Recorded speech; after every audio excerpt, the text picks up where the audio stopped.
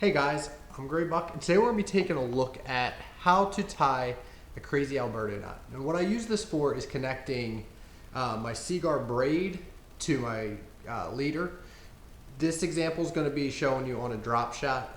I've had a lot of people asking what I've been talking about, catching smallmouth and just rigging up my rods and line and everything I use. I go over all of it, but I guess I forgot to leave how I tie my line together. So I want to just walk you through this real quick. What I do is I take my, let's see where we go. We got a piece of fluorocarbon that I had cut off earlier.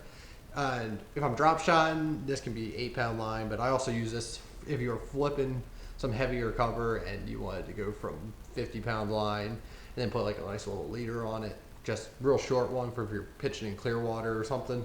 It works for 40, 50, 65-pound line braid as well. So what you're gonna do, you're gonna take your leader here.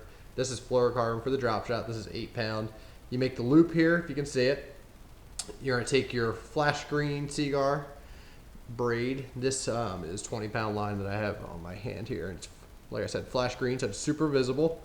What I do is you're gonna put it through the loop that you originally created. You pull it through a little bit, and you're gonna pinch it. You're gonna pinch that loop.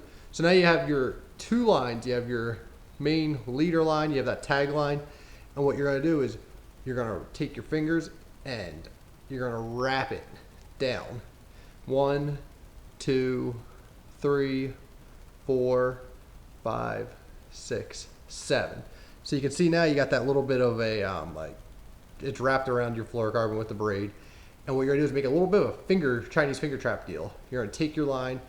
It takes a little bit of getting used to holding this because you can see you have your original loop you created, you got your braid, and then you have your braid coming back up. So what you do is you rewrap it. You're gonna wrap it another 6 to 7 times, just like you did going down the fluorocarbon that you had looped together.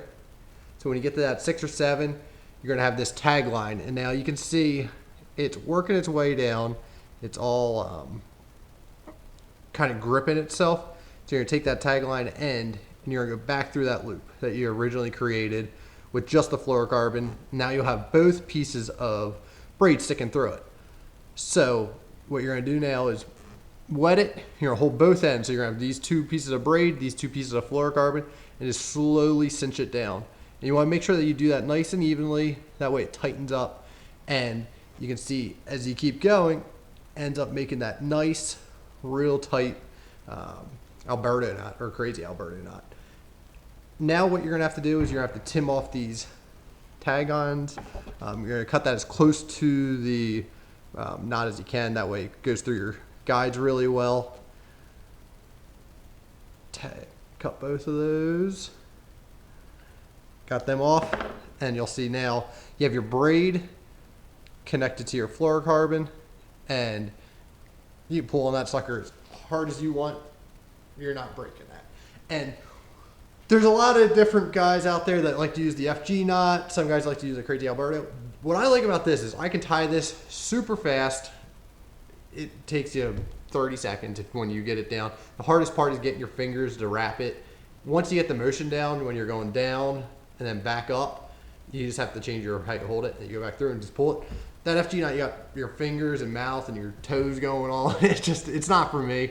It does make it a little bit smaller, but like I said, you're not gonna break that knot here. It's super strong, and that's the only knot I go with when tying braid to fluorocarbon. If you have any more questions about this, be sure to ask them, put them in the comments. I'll respond to it further.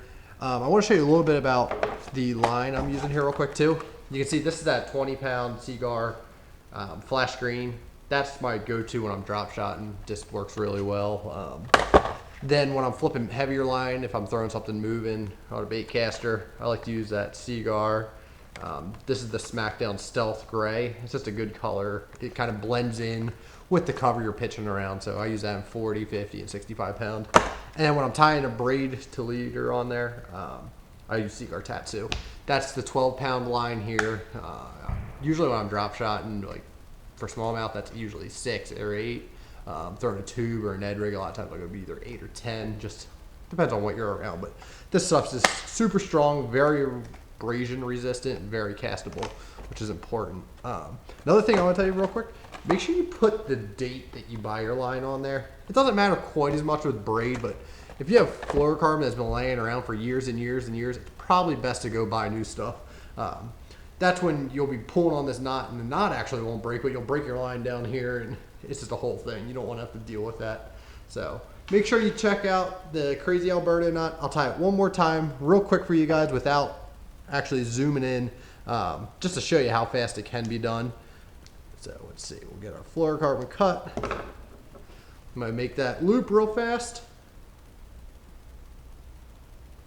Take your braid, go through there, pull a little bit through. You're going to wrap it right down, do your 6 or 7 times, just like this. Pinch it there, got your knot again, wrap it up another 6 or 7 times. This is where you got to play with it and figure out how you like to best hold it. There is, if you pinch it the other way, kind of how I wrap down, you can do it quicker. That's just how I typically end up grabbing it.